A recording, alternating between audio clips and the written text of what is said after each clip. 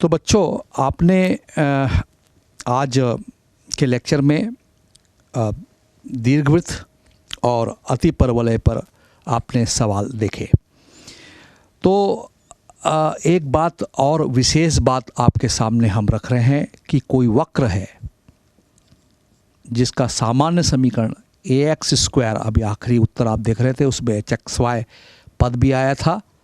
आखिरी प्रश्न अति परवलय का किया था हमने, plus 2xy plus by square plus 2gx plus 2fy plus c equal to 0, ये वक्र का समीकरण निरूपित करता है।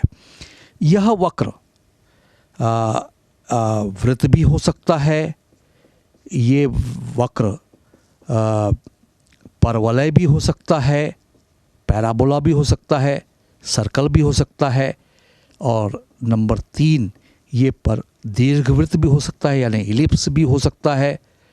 यही वक्र जो है वो अति परवलय भी हो सकता है, यानी पैराबोला हाइपरबोला भी हो सकता है, और यही वक्र का समीकरण 5वां युग्म रेखा भी हो सकता है।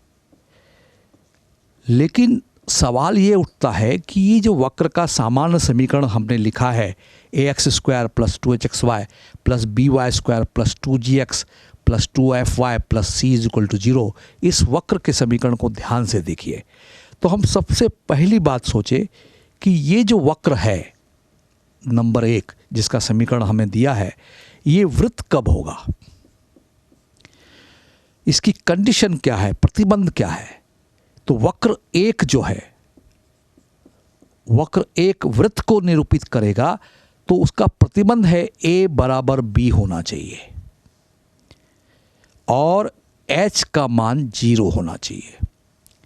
यदि a बराबर b हो जाएगा तो ये जो वक्र 1 है उसका समीकरण आप स्पष्ट देख रहे हैं, ax स्क्वायर प्लस ये 0 हो जाएगा, और ये भी a बराबर b है तो ay स्क्वायर हो जाएगा, और plus 2gx plus 2fy plus c is equal to 0।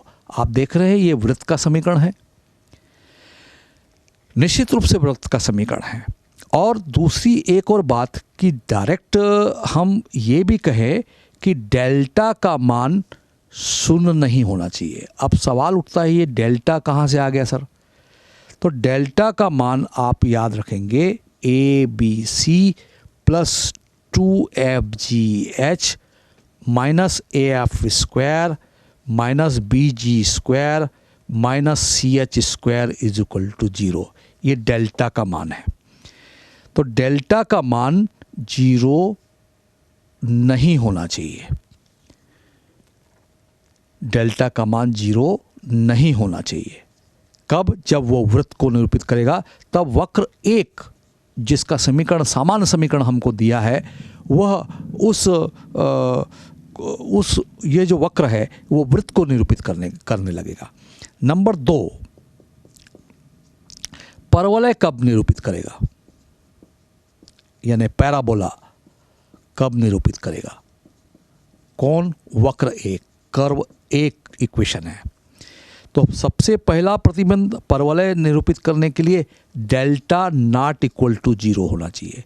Delta का मान यही रहेगा, क्या? ABC plus 2FGH minus F square minus BG square minus CH square का मान 0 नहीं होना चाहिए, और साथ ही साथ H स्क्वायर माइनस AB का मान 0 होगा, तभी यह जो वक्र है नंबर 1 वक्र है ये परवलय को निरूपित करने लगेगा।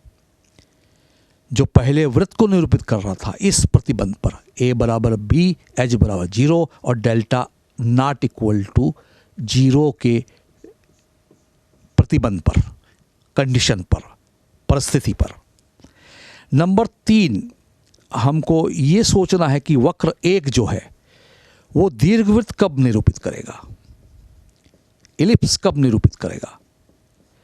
तो इसमें भी हम ये कहेंगे कि ये जो वक्र 1 है वो उसमें डेल्टा का मान 0 नहीं होना चाहिए, और h स्क्वायर माइनस AB का मान लेस देन 0 होना चाहिए। उन्हें नेगेटिव होना चाहिए, delta is not equal to 0 होना चाहिए। और चौथी बात फिर हम सोच रहे हैं कि ये अति परवलय यानी हाइपरबोला, अति परवलय को वक्र एक कब निरूपित करेगा, हाइपरबोला को कब निरूपित करेगा। इसमें भी delta is not equal to 0 और h square minus a b की वैल्यू ग्रेटर देन 0 होना चाहिए। इस प्रतिबंध का पालन करेगा तो जो वक्र एक है ये अब इस परिस्थिति में इस कंडीशन में अति परवलय को निरूपित करने लगेगा। और पांचवी बात सोची जाए कि ये युग्म रेखा को कब निरूपित करेगा। युग्म रेखा भी एक शांको है। युग्म रेखा,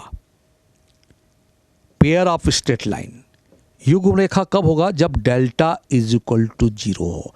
अब तक आपने देखा था कि वृत्त में डेल्टा 0 नहीं होना चाहिए, अति परवलय में डेल्टा 0 नहीं होना चाहिए, दीर्घवृत्त में डेल्टा 0 नहीं होना चाहिए।